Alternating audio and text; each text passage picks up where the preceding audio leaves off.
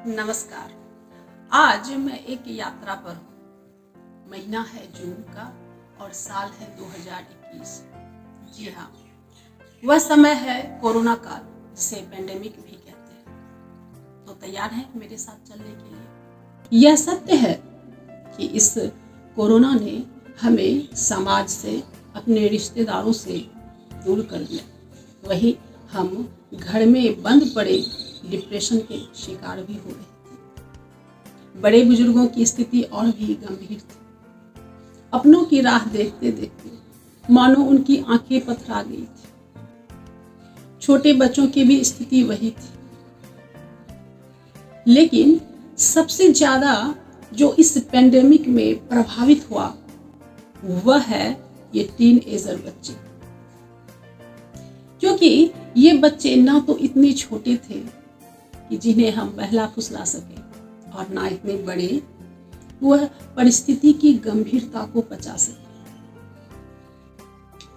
तो चलते हैं। वह तारीख थी 4 जून 2021। शाम का समय था। मेरे बच्चे, जो एक 15 से 16 साल का था और एक 13 से 14 साल, आंगन में क्रिकेट का प्रैक्टिस कर रहे थे। अचानक से एक बॉल खिड़की में आ लगी और वह शीशा टूट गया।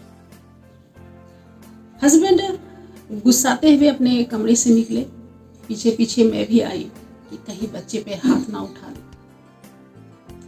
लेकिन गनीमत थी कि उन्होंने बच्चे पे हाथ तो नहीं उठाया, लेकिन उसके अलावे सारे कुछ कर दिए। क्योंकि मामला पिता और पुत्र का था तो मैं बीच में नहीं पड़ी, लेकिन दूर से ही अपने बच्चे के आंखों में तैरते आंसू को मैं महसूस कर रही थी। हस्बैंड का गुस्सा जब शांत हुआ तो मैंने उन्हें समझाते हुए कहा कि बेशक ये खिड़की का शीशा कीमती था, लेकिन मेरे बच्चे के आंसुओं से ज्यादा नहीं। आपने उसकी मनः स्थिति को समझने की कोशिश की। उसका स्कूल छूटा, दोस्त छूटे, पढ़ाई छूटी, क्रिकेट छूटा, वॉलीबॉल छूटा, बास्केटबॉल छूटा। वह अपना फ्रस्ट्रेशन कैसे, कहाँ निकालेगा?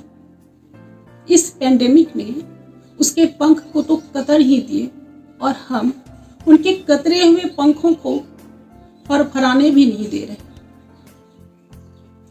मेरी बातें सुनकर हस्बैंड भी गंभीर हो गए और उन्होंने अपनी गलती मानी और जाकर बच्चों से सॉरी कहा। और इस तरह हम फिर से एक अच्छे बॉन्ड में बंध गए। हम और भी करीब आ गए। कहने का ये मतलब कि परिस्थितियां जब विपरीत हो तो हमें एक दूसरे पर दोषारोपण करने के बजाय उस परिस्थिति से उबरने की सोचनी चाहिए। हमें एक दूसरे का सहारा बनना चाहिए। मेरी दादी कहती थी, कभी घृत घना, कभी मुट्ठी चना, कभी वो भी मना। मतलब जब परिस्थितियां अनुकूल हो तो घी से ही शुरुआत की जाए। जब परिस्थितियां अनुकूल ना हो तो मुट्ठी भर चना ही काफी है। और यदि परिस्थितियां आपातकाल हो तो वो भी मना, यानी फाके ही फाके।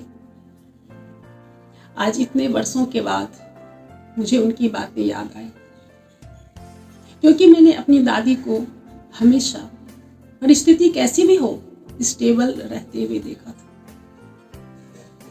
तो अब सवाल उठता है कि परिस्थितियां जब विपरीत हो तो हमें कैसे खुद को स्टेबल रखना है, खुद को संतुलित रखना है।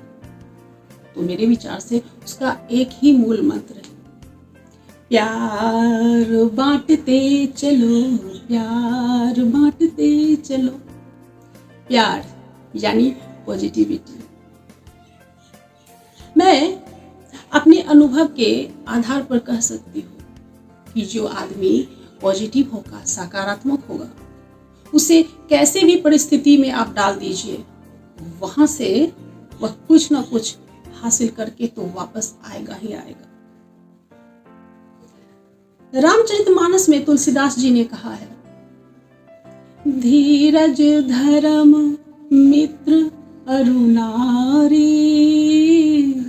आपतकाल परखहु तुम चारी। राम सिया राम जय जय राम। ये विपरीत परिस्थितियां हमें बहुत चीज सिखा के जाती है, और इस पेंडेमिक ने भी हमें बहुत कुछ दिया है। बेशक हमसे बहुत कुछ छीन भी लिया, बहुत करीबियों को हमसे दूर कर दिया, पर आज हम कुछ बातों पर चिंतन करते हैं कि इन्होंने हमें दिया क्या। पहला सबक जो स्वच्छता का पाठ, वह तो हमें रुला रुला के बताया। दूसरा, महिलाओं के कार्यों के प्रति लोगों का नजरिया बदला। लोग घर पर थे और देख रहे थे ये महिलाएं 24 घंटे कैसे लट्टू की तरह घर में काम करती हैं। तीसरा, अपनों के साथ होने का महत्व। चौथा, पुरुष वर्ग का किचन में प्रवेश। मेरे पति इस कोरोना काल में हुंजा टी बनाना सीखा था और वह आज तक अनवरत बना रहे हैं। अब वो इसमें मास्टर हो गए हैं। तो ये कोरोना काल, ये पेंडेमिक बेशक हमें मास्क तो पहनाया, लेकिन बहुतों को चेहरे से मुखौटा भी उतार दिया।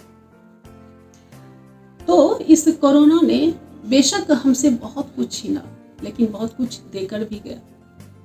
तो इसके लिए उसे थैंक यू, और इसी के साथ उन्हें गुड बाय, अलविदा, कि तुम जहाँ से आए थे फिर वहीं चले जाओ और फिर मुड़कर इस पृथ्वी पर देखना भी नहीं, हमें हमारे हाल पर छोड़ दो। तो इसी विचार और इसी शुभेच्छा के साथ मैं विदा लेती हूँ। अगली बार फिर एक नए टॉपिक के साथ। तब तक के लिए धन्यवाद, नमस्कार।